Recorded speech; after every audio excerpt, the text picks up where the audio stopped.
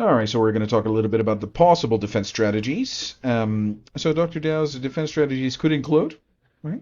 I didn't prescribe you the pill, which was the only real dialogue that we got here. Well, I didn't prescribe you the pill. So of course, I said, well, I mean, it's blatantly obvious that this would have been for a female. I am a male. You do not prescribe birth control, hormonal birth control to males. I mean, I didn't expect that I needed to spell it out. I mean, it was so blatantly obvious that anyway. So she actually did say this, but I don't think it's going to be a defense strategy. But this kind of defense strategy fails. Why? Deflection meant to dodge responsibility rather than address the actual accusation. And that's what happened. You just do a blanket, deflection, and there's no actual, addressing of the facts, right? So whether or not she personally prescribed it to me is irrelevant. She prescribed it to others, knowing its lethal effect, a dangerous death drug here. And the core issue is that she actively participates in the distribution of a drug designed to end human life. It's like a hitman saying, I didn't kill you, as if that negates the fact that you are a murderer. That's it's absurd, right? That kind of a strategy would be absurd. And of course, I am crazy. I'm crazy. Yeah, that's what it's a classic ad hominem attack used when there is no rational defense, right? This guy's a mentally ill person. It's a convenient way to discredit someone without engaging in the actual argument, right? So we're not discussing any of the fact. They're just attacking my character. Mental health accusations are often weaponized against those who expose wrongdoing. Exactly. So I'm somehow a mentally ill person because I'm exposing this kind of evil act. Doesn't make sense, but that's what they do.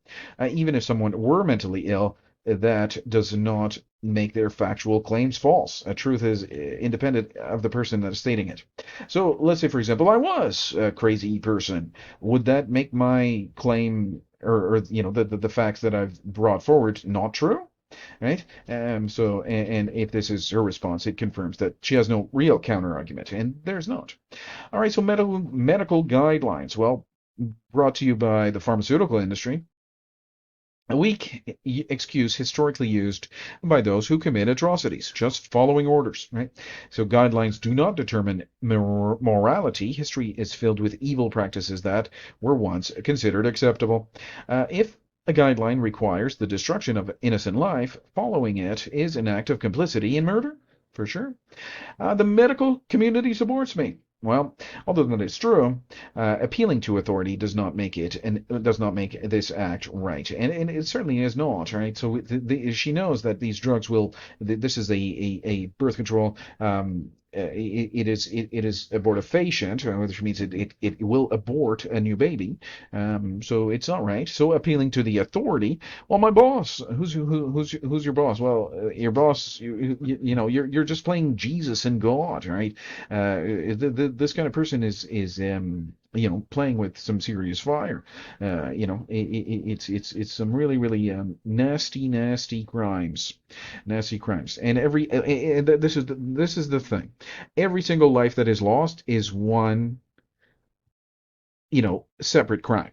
Okay, every single baby, a little boy or a little girl that is lost is a separate crime. It's not just one crime. It is many separate crimes. All right. All right. So widespread acceptance does not change the fact that it is murder. History has shown entire societies embracing evil. And it is absolute evil, yeah. So just because a system is designed to protect its own does not make it just, right? So the system is certainly designed to protect these doctors, right? So the system is designed to protect them from this type of this is these death drugs, abortifacients, and all this stuff designed to be, packaged to friendly marketing to be, they're fooling people. They're deceiving people. It's not. It does not prevent the pregnancy from actually happening. It just kills the baby. So, birth control is an abortion. Well, that's not actually true. This is a deliberate manipulation of language to conceal the truth. Well, abortion is bad enough, but birth control is even worse because it kills more innocent lives. Right? If a drug prevents A newly conceived form from implanting. This is an abortifacient, not mere contraception. So it's not contraception. It is an abortifacient, which means that it will abort or kill the small boy or the little girl, the future man or woman. They could have been the grandfather of a nation. It could have been the mother of a family. I mean, this is some serious. Killing somebody is serious. So the fact that the medical community changed the definition of pregnancy to begin an implantation is it's a direct attempt to justify these killings, right? So there's wording and everything like that. So it's a woman's right issue, right? Women's suffragette, feminism, and all that stuff. I mean, you give these gals an inch and they take a mile and a half. I mean, this is just wrong. I mean, I got nothing against women. I'm not some sort of misogynist or whatever. Even and this kind of issue will be talked about in another video. You're just a misogynist and all this stuff. I love my grandmother so very very much. I love my mother, my wonderful wife, my daughter. I don't hate any kind of women. I just hate killers, right? I really really hate killers, right? Especially the ones that kill so many people.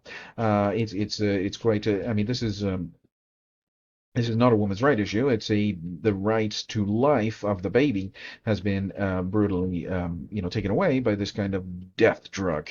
So this is a smokescreen to avoid discussing the reality of the act itself. It's a woman's right issue, so we're just not going to talk about anything. Do you have anything against women's rights? And then after that, the discussion becomes emotionally charged, and these women are yelling and screaming, and there's no type of civilized dialogue at all. It's quite, they're going to be yelling and screaming, and then we just basically just say whatever, and then the discussion doesn't take place, but it doesn't negate from the fact that these small boys or small girls are being killed.